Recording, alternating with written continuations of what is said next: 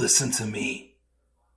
If there was a wise man who would ever think of this, they would say in order to be superior to the man, you've got to be the man. For I am the man himself.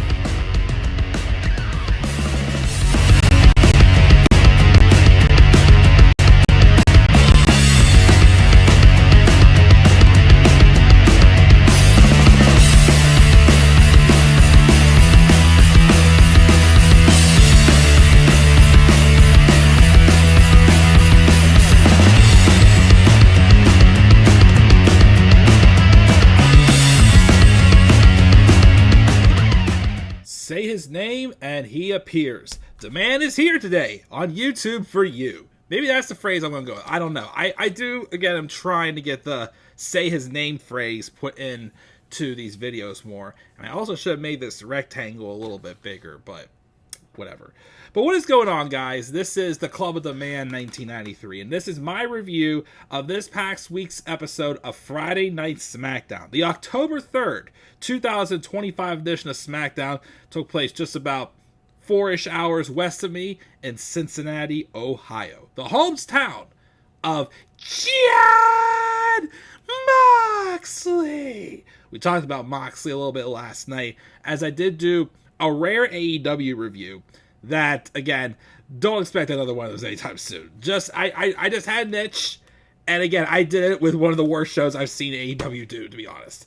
But that's in the past now. If you want to catch my thoughts on that, go check out the 47 minutes I rambled on about the problems I have with AEW right now. Let's talk SmackDown. So again, SmackDown was live from Cincinnati this past Friday. It is the second to last episode, before we get to Perth for Crown Jewel next Saturday morning. Well, Saturday morning here, Saturday night there, or whenever it is. I don't completely know the time zone for Australia and whatever it is. I've thrown geography away since I've been out of school. But anyways, overall thoughts on SmackDown this week. I didn't hate it. But it was one of those shows where it's like there was things I liked. Like, the main story throughout the night was Paul Heyman trying to draw a little bit more of a wedge between Cody Rhodes and Randy Orton. The kind of also getting Cody's head a little bit more going into Crown Jewel with his match against Seth Rollins.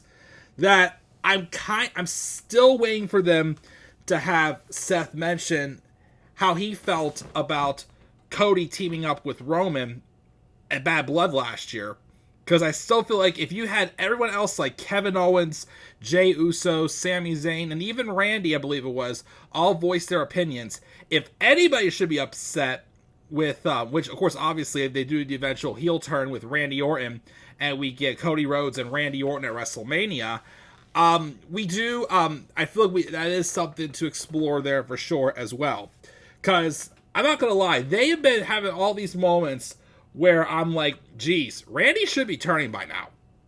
But he still hasn't. But there's that, driving the wedge in there.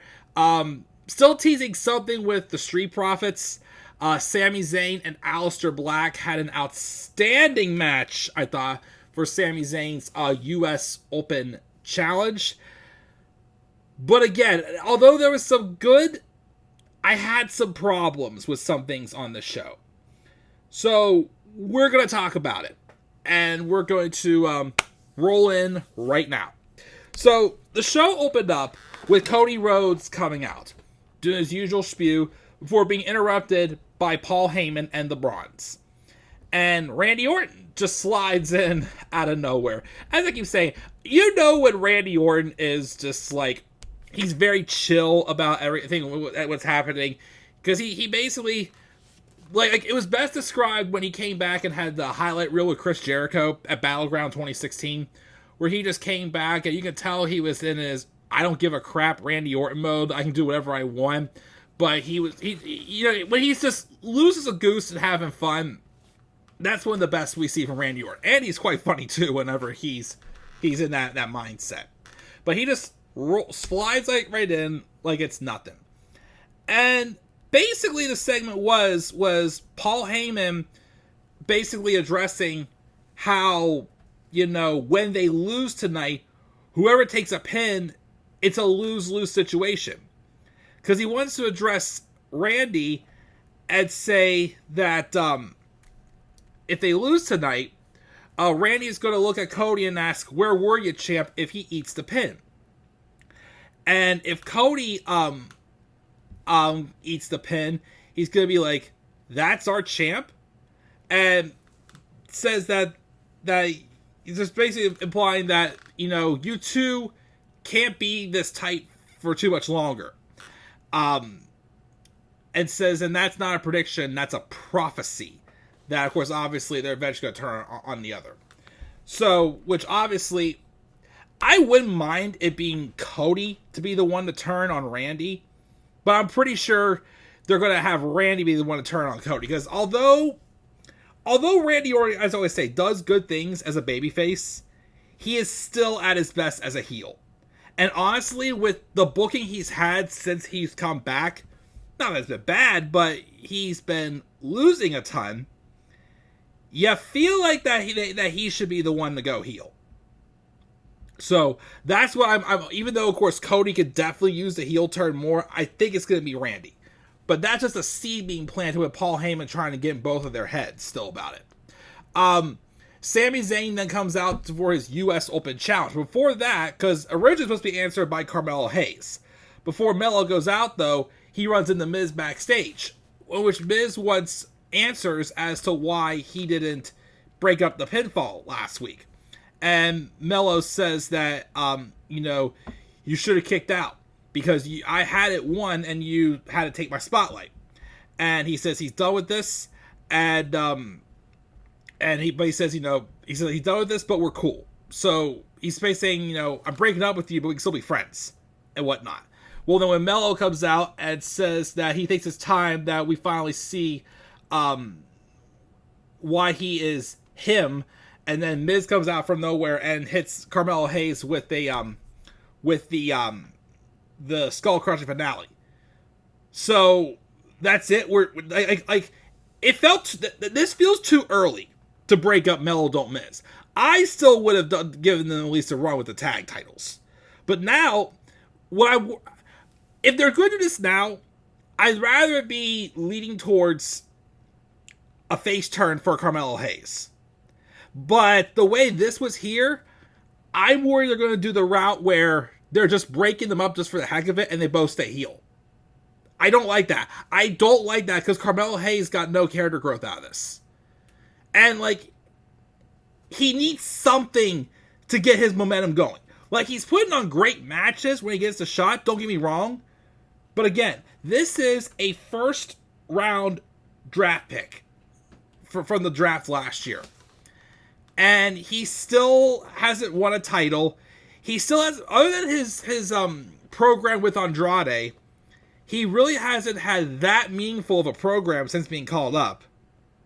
Would it be better off, one, to at least, even though I hate the safe route, is to have Melo go Hayes. But, again, I feel like if you, I'm hoping what they're doing is they bicker for 1 week, and then maybe it's okay, you know what? Let's try this again, but we'll do it this way. I'll let you take the way. And like I said last week, have a thing where, The Miz lets Carmelo Hayes, get the pins for their team, and he's trying to still take the credit. Kind of like how it was whenever Luchasaurus won the TNT title, but Christian Cage took all the credit until he actually got it himself. So, you could go that route, but if you're just going to just break them up and keep them both heels, then why did we even do this? So that has my concerns. But then, with Melo down, Aleister Black came out and he's like, well, that's unfortunate, but I'll take the challenge. So Aleister Black accepts Sami Zayn's open challenge. And I believe, as far as I know, is this Aleister Black's first title shot on the main roster? I think it might be. I can't remember him getting any other shot, because all of his pay-per-view matches, I know he had the one against Cesaro. That was an awesome match. I think it was Extreme Rules 2019. I know he took on AJ Styles at Chamber 2020. Bobby Lashley at WrestleMania 36. Yeah, I think that he was in the tag team with Ricochet also. But yeah, I think that this is his first actual title shot. And although I'm still going to say this, Aleister Black still kind of feels a little bit miscast as a heel, which is hindering his feud with Damian Priest a little bit, in my opinion. This match with Sami was awesome. It was an awesome, awesome match. The only thing I would say that bothered me about it is how many commercial breaks there were. It was like, I think 2 commercial breaks in this match. Take the commercials away. These two would have had maybe a match of the year candidate.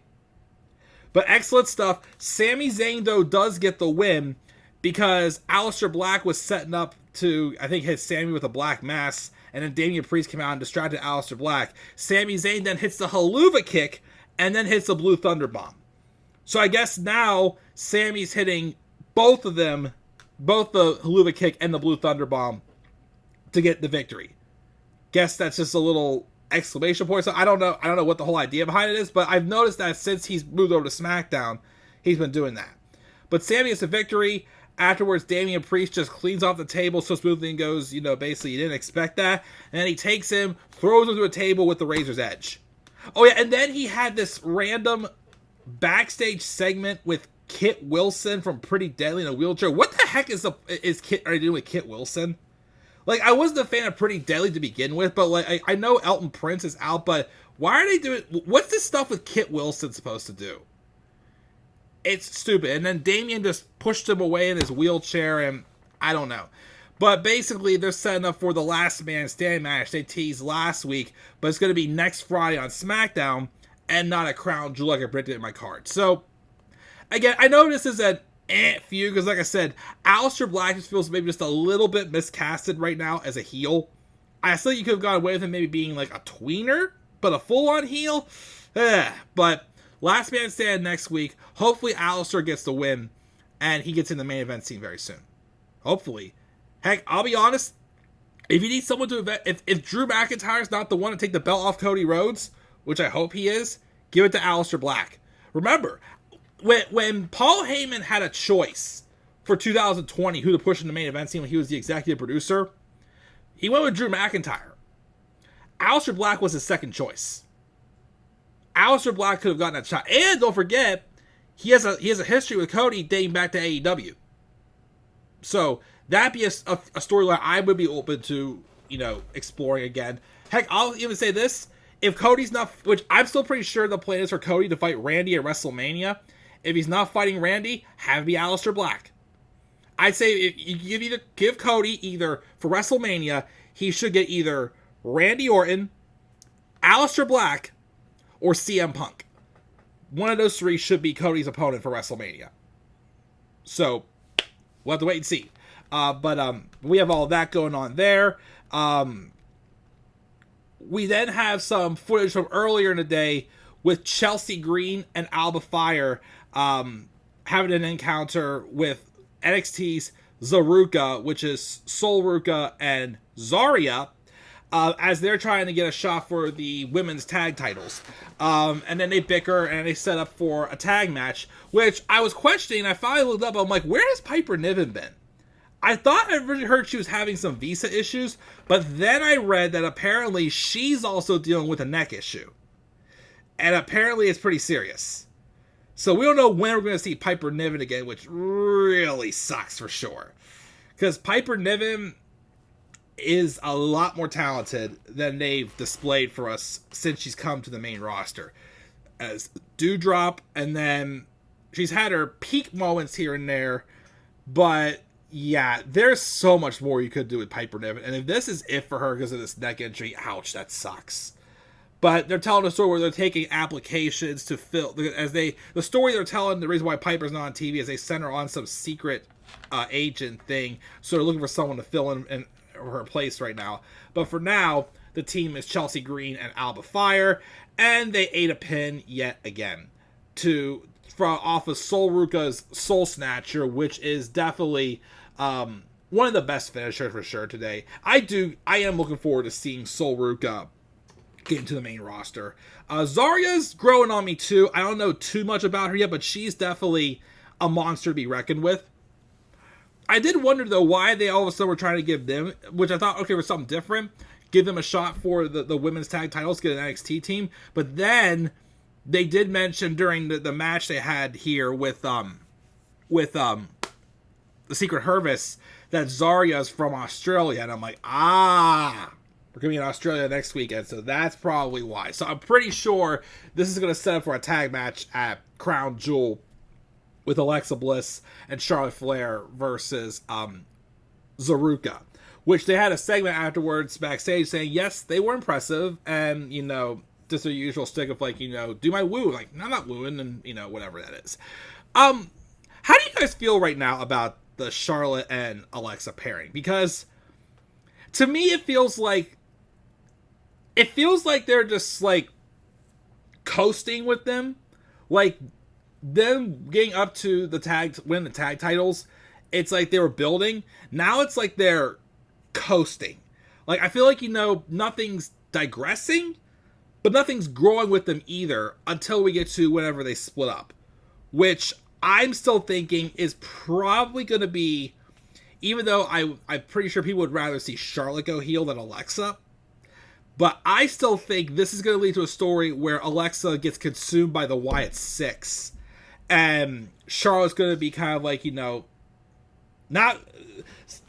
going to be heartbroken if that would happen, I feel like. Just to kind of show, like, a different side of Charlotte we've never seen. To show, like, the growth she had from actually, like, stepping back and working with a partner and whatnot. That's the way I feel like they should go this. But for now, it's like they're kind of in, like, coast mode, it feels like, with them. But, like I said, I'm pretty sure it's going to set up for a tag title match.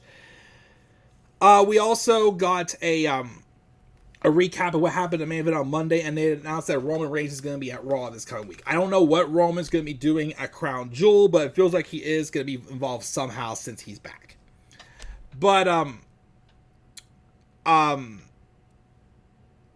of course, Cody Rhodes, had a backstage segment with Randy, and basically just we're good, whatever Paul said, is not going to get between them or whatnot. And, they fist bump, and then they're getting ready for their main event match against the Bronze. But before we got there, we had this contract signing segment with Stephanie Vaquer and Tiffany Stratton for their Women's Crown Jewel Championship match at Crown Jewel.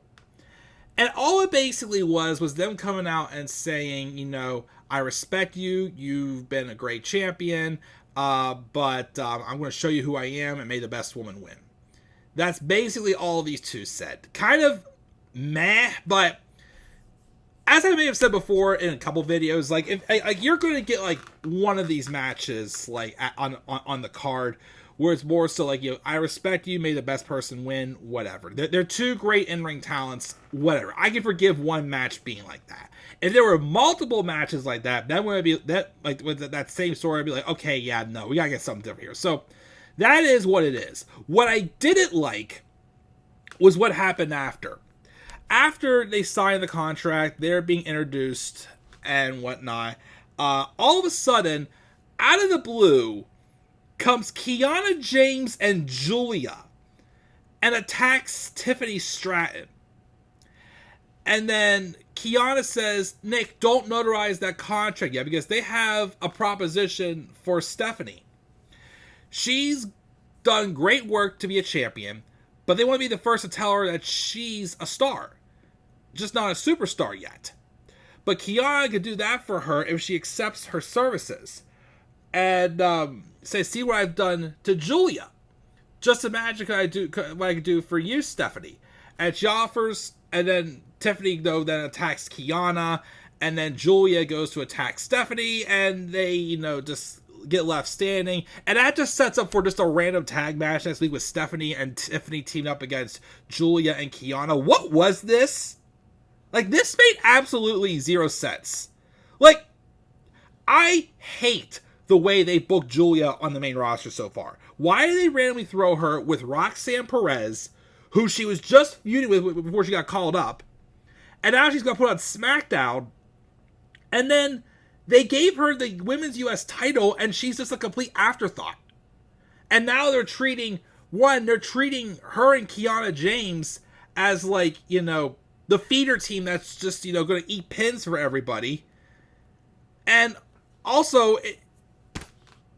I'm not sure what I'm trying to say here, because like they're making Giulia look so weak as Women's U.S. Champion, when I know they could be doing a ton better. Heck, I'm going to even say this: Zelina Vega had a better title reign than Giulia has as Women's U.S. Champion. Like, her with that belt feels like a total afterthought. And again, we all know that Stephanie and Giulia are best friends, and they were like kind of working together in NXT a little bit. And then you also have Stephanie Vaquer, who gets all the momentum in the world, wins the big one, and Kiana James thinks she can do better because of what she's done for Giulia? You've made Giulia look like a joke. So that made no sense. Again, I get it. You probably you wanted to have, you know, Tiffany and Stephanie team up to have a random tag match in Perth next weekend, next Friday, before they face off at Crown Jewel, whatever. But again, to me, it's like, what is this doing for either one of them? And then also, if you're booking Giulia this week, why are you having her, of all people, go after Tiffany Stratton for the world title? Like, this SmackDown Women's Division is so... it's bad. Like, the depth is not there. You've lost Naomi when she cashed in. All you have is Jade Cargill and Nia Jax. And, like, who else is left besides Giulia and Kiana? Like, they need some new faces in that women's division on SmackDown. Or you gotta just do a draft and shuffle it up again. It's another reason why Tiffany Stratton's title reign has kind of lacked a little bit, because there's really nobody else for her to feud with. Unless you give her Charlotte or Alexa again. Or maybe you can do, I don't know, Chelsea Green, who was definitely a fantastic Women's U.S. Champion. And now she's just eating pins left and right when she should be fighting for the world title. So, yeah, I didn't like how they just made Giulia and Kiana look like geeks against Stephanie and Tiffany like that. I didn't like that. We also get a backstage segment from Nick Aldis talking with the NXT star who challenged Sami Zayn for the U.S. title last week, Javon Evans. And he says, you did pretty good. You should keep in touch, because there could be a bright future for you on SmackDown. And then Rey Fenix rolls up and congratulates Javon as well. And then Los Garzas roll up and basically talk some trash on them. And then Nick Aldis makes a match for Javon Evans and Rey Fenix teaming up against Los Garza. Match was good. Another way to kind of give Javon some experience. The faces do win. The only thing is, though, is I hope this is just a temporary thing. Because why does Rey Fenix keep getting random tag partners? And the whole point of keeping him and Penta on separate shows is for them to stand out as single stars. So I kind of hope they back off on that, because again, I get it. Give Rey Fenix time in the spotlight as a single star. The only person he should be tagging with is Penta, but that's still further down the road. Like, keep them separate and let them shine their own.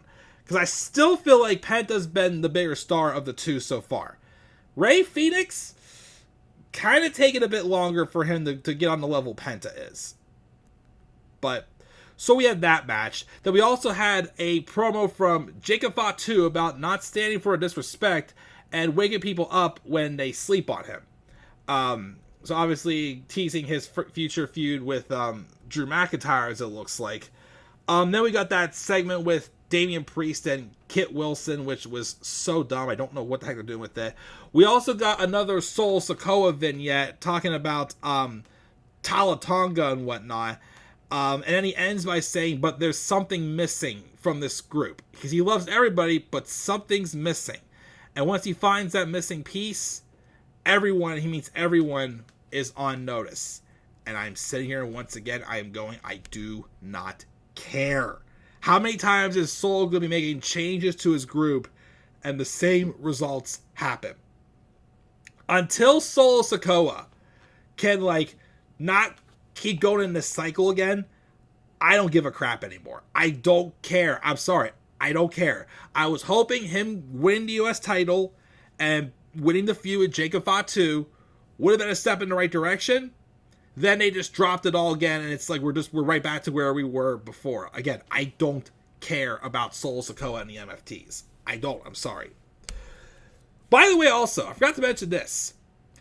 I read online somewhere. So remember, it was like a couple of years ago when we were complaining about Liv Morgan wanting to charge $500 for her to do a cameo. You all thought that was ridiculous?